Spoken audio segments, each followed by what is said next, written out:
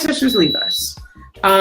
They find a way, their bodies constrain them. They can't do everything that they want to do. We as human beings, we can't do everything we want to do in this flesh, in this dimension, in this body. So I feel like there's greater work that she had not wrote yet. She still messages she wanted to put out there. So I really feel like, and there are a lot of writers that will tell you they feel like they don't get stories just on their own. They're given stories. Like these stories are out there. I was speaking to one author that said stories are just out there and they choose the author that they want, the vessel that they want this story to be told through. If that's the case, and I know Miss Morrison had many more stories in there, that means that writers need to be open. You need to be really, really open, because stories are not just of you. You are given these stories.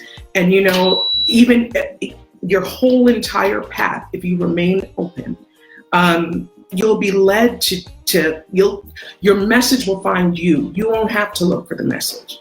Just remain fluid and allow it to flow through you. So that being said, like this book, I picked this book up. This book has been out for a few years. I didn't find this book. This book found me. And again, Ona Judge, an ancestor that has gone on, she came in my life to teach me a couple things. Erica Armstrong Dunbar came in my life to teach me right now about the research that I am doing. One with Ona Judge, how she was born. And this lady just, I mean, at a time when, I mean, she emancipated herself. Imagine, she was the president's slave. Like, she belonged to the president, never caught. This is what it's called.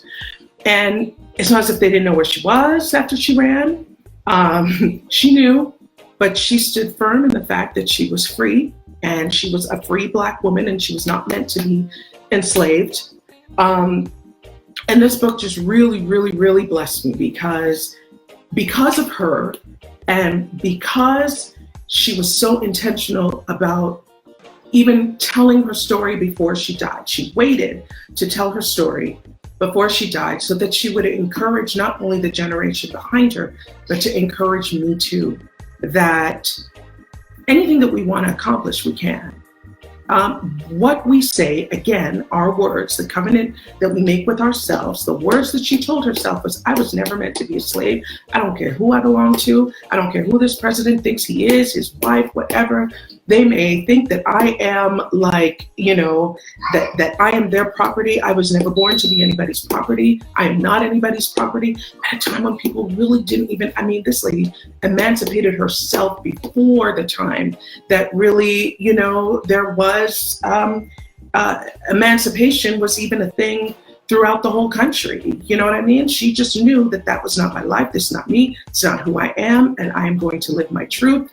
And at the end, she made sure she told her story, and she made sure other people like me and like, you know, the generations behind her to know that you can say metaphorically free to do what you want, to say what you want, to live your truth, to abide by your truth, to abide by the covenants you make with yourself.